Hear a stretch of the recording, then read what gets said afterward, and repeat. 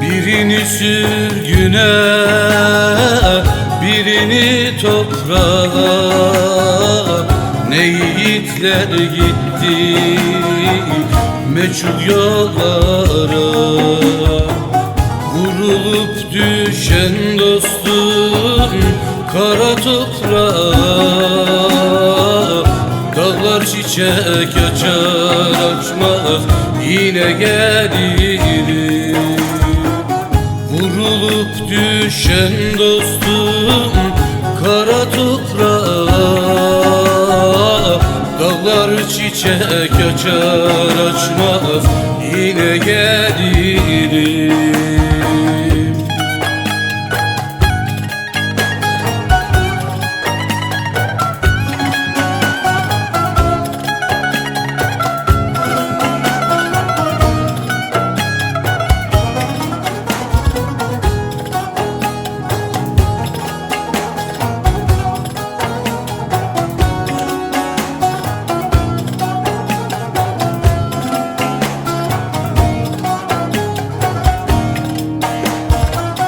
Birini dağlara, birini mezara, biz ne canlar verdik kara toprağa.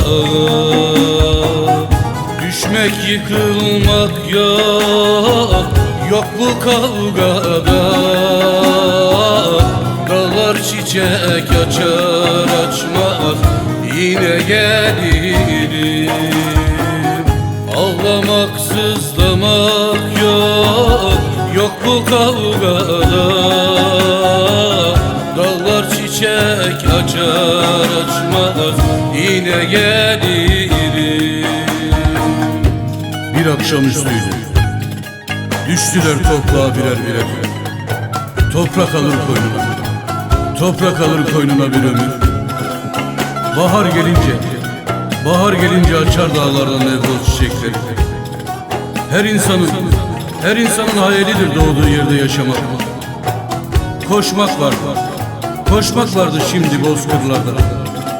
Gelincik çiçeklerin arasında, gelincik çiçeklerin arasında uzanıp da gökyüzünü seyretmek isterdim.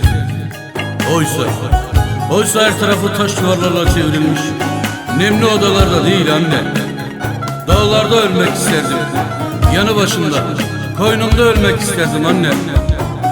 Ayrımcılığın olmadığı, dinin, ırkın, rengin ayrım yapılmadığı bir dünyada yaşamak isterdim anne. Of güzel anne. Çocukluğum geliyor aklıma. Nevroz bayramlarında kocaman ateşler yakardı. Türküler söyleyip halaylar çekerdi.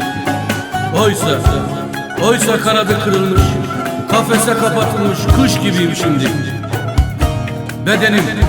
Bedenim ölse de burada, ruhum özgür olacak hep dağlarda. Bekle beni güzel annem, bekle. Dağlar çiçek açar açmaz. Dağlar çiçek açar açmaz. Yine gelirim annem, yine gelirim annem, yine gelirim annem, yine gelirim.